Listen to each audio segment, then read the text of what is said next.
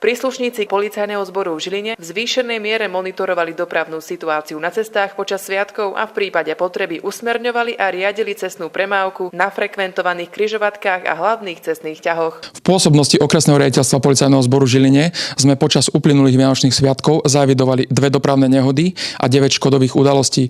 Pri dopravných nehodách k zraneniu osôb nedošlo a hmotná škoda bola predbežne vyčíslená na 3500 eur. Alkohol u vodičov výkonom oddychovou skúškou zistený nebol.